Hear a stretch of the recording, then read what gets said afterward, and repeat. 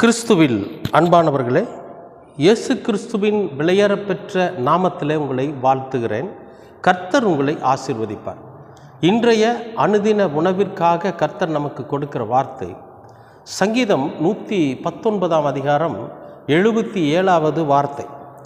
நான் பிழைத்திருக்கும்படிக்கு உமது இரக்கங்கள் எனக்கு கிடைப்பதாக, உம்முடைய வேதம் என் மன மகிழ்ச்சி என்று சங்கீதக்காரன் சொல்கிறார். நான் பிழைத்திருக்கும்படிக்கு உமது இரக்கங்கள் எனக்கு கிடைப்பதாக. அப்போ ஒரு மனுஷன் இந்த உலகத்தில் பிழைச்சிருக்கணும், அவன் நல்லா வாழணும் அப்படின்னா கர்த்தருடைய இரக்கம் நமக்கு வேணும். கடவுளுடைய இரக்கம் நமக்கு வேணும். நீங்கள் எந்த மார்க்கத்தை சார்ந்தவர்களாக இருந்தாலும் சரி, கடவுள் அப்படிங்கிற நம்முடைய கர்த்தராகிய இயேசு கிறிஸ்துனுடைய இரக்கம் உங்களுக்குள்ளே இருந்துச்சுன்னா நிச்சயமாகவே இந்த உலகத்தில் நல்ல விதமாக பிழைச்சிருக்க முடியும். அதாவது பிழைத்திருக்க முடியும் அப்படின்னாக்கா நம்ம பெரிய ஐஸ்வர்யவானாவோ பணக்காரனாவோ கோடீஸ்வரனாவோ வாழ்கிறது ஒரு வாழ்க்கை அல்ல. கம்மியாக நம்ம சம்பாதிச்சாலும் நாம் எவ்வளவு சம்பாதிக்கிறோமோ அந்த சம்பாதனைக்கு ஏற்ற ஒரு வாழ்க்கை, அந்த வாழ்க்கையில் ஒரு சமாதானம், ஒரு சந்தோஷம் நமக்கு வந்திருக்கிறது போதும், நம்ம சம்பாதிச்சிருக்கிறது போதும்.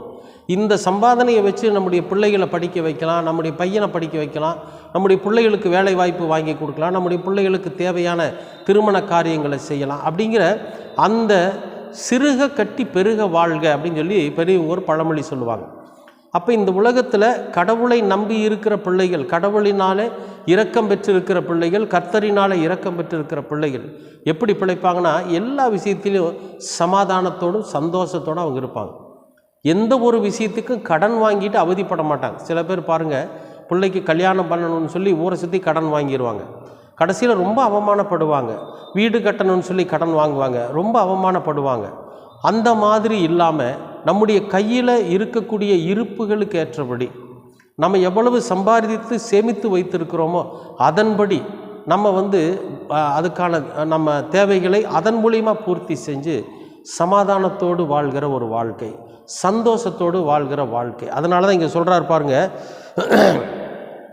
உம்முடைய வேதம் எனக்கு மன மகிழ்ச்சி. அப்போ வேதம், இந்த இம்மானுவேலர் என்ன சொல்கிறாருன்னா, நம்ம சம்பாதிச்சிருக்கிற பணத்தை வீண் விரயம் பண்ணக்கூடாது, நம்ம எப்படி சிக்கனமாக வாழணும், நம்ம எந்த மாதிரியான வாழ்க்கை பாதையில் பயணிக்கணும் அப்படிங்கிறத இந்த இம்மானுவேலர் நமக்கு அனுதினமும் போதிக்கிறவராக இருக்கிறார். இவருக்கு நாம் இடம் கொடுத்துட்டோம்னாவே நம்முடைய வாழ்க்கையில் மகிழ்ச்சி தான். இல்லைனா பாருங்கள், இந்த வேதத்துக்கு புறம்பான காரியங்களை நம்ம செய்கிறப்ப, வேதங்களை அசட்டை பண்ணுகிற போது நம்ம தான் தோன்றித்தனமாக பார்க்குறதையெல்லாம் செய்யணும் அப்படின்னு செஞ்சு கடன்களினாலும் பிரச்சனைகளினாலும் அவமானங்களினாலும் வேதனைகளினாலும் நம்முடைய வாழ்க்கையில் மகிழ்ச்சி சந்தோஷத்தை இழந்து போயிடும்.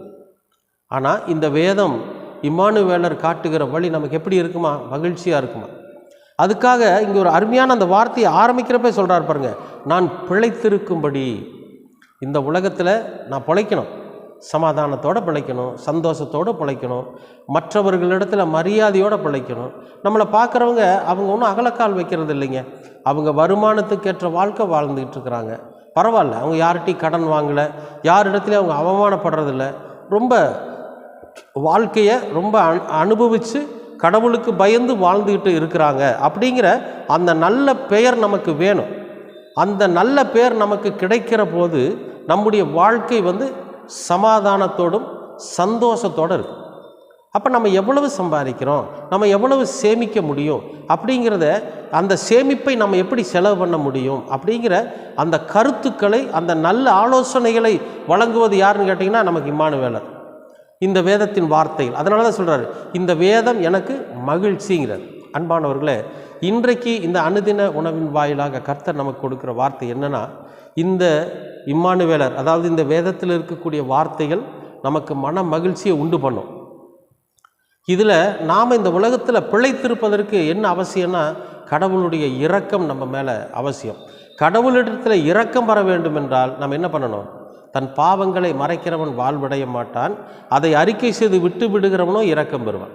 அப்போ நம்ம எது செஞ்சாலும் சரி, தெரியாமல் எந்த காரியம் செஞ்சுருந்தாலும் சரி, நம்ம தெரியாமல் ஒரு பாவத்தை செஞ்சுருந்தாலும் சரி, அதை கர்த்தரிடத்தில் நம்ம அறிக்கை பண்ணி அதோடு விட்டுட்டோம்னு வச்சுங்களேன், அப்போ கடவுளுடைய இரக்கம் நமக்கு கிடைக்கும். அப்போ கடவுளுடைய இரக்கம் நமக்கு கிடைச்சதுன்னா இந்த பூமியில் நம்ம சமாதானத்தோடு வாழ முடியும். அன்பானவர்களே, வேதம் நமக்கு மகிழ்ச்சியை கொடுக்கும். கர்த்தருடைய இரக்கம் நமக்கு நல்ல பிழைப்பையும் நல்ல வாழ்க்கையும் கொடுக்கும். ஒரு நாளும் இம்மானுவேலர் பொய் சொல்ல மாட்டார். அன்பானவர்களே, நம்முடைய வாழ்க்கையில் எதுவாக இருந்தாலும் சரி சிந்தித்து செயல்படுங்க. ஆண்டவரோட சமூகத்தில் நம்ம செஞ்ச காரியத்தையெல்லாம் சொல்கிறப்ப அதை நம்ம விட்டுட்டு இனிமேல் நான் இந்த மாதிரி பாவங்களை செய்ய மாட்டேன்னு சொல்லி விட்டுட்டு வந்ததுக்கு பிறகு கர்த்தரோட சமூகத்தில் கண்களில் நமக்கு இரக்கம் கிடைக்கும். அவருடைய இரக்கம் நமக்கு கிடைத்தால் இந்த உலகத்தில் நம்ம பிழைத்திருக்க முடியும். நாம் பிழைச்சிருக்கிறப்ப இந்த வசனம், இந்த வார்த்தைகள், வேதம் நமக்கு மகிழ்ச்சியூட்டும். நிச்சயமாகவே உங்களுடைய வாழ்க்கையிலும் அப்படிப்பட்ட மகிழ்ச்சி, அப்படிப்பட்ட இரக்கம், அப்படிப்பட்ட சந்தோஷம், நீங்களும் இந்த பூமியிலே சமாதானத்தோடு சந்தோஷத்தோடு வாழ்ந்திருக்க, பிழைத்திருக்க கர்த்தர் உங்களை ஆசீர்வதிப்பார். நிச்சயமாகவே ஆண்டவர் உங்களுக்கு அப்படியான ஒரு ஆசீர்வாதத்தை நிறைவாய் கொடுக்க காத்திருக்கிறார். கர்த்தர் உங்களை ஆசீர்வதிப்பார். அன்பின் பரலோக பிதாவே, அருமையான நல்ல இந்த அனுதின உணவிற்காக நன்றி. இந்த நாளை ஆசீர்வதித்து கொடுத்திருக்கிறீர், அதற்காகவும் நன்றி. நாங்கள் எங்களுடைய வாழ்க்கையில் அறியாமல் செய்த தவறுகள் அல்லது தெரிந்தே பல தவறுகளையும் செய்திருக்கிறோம்.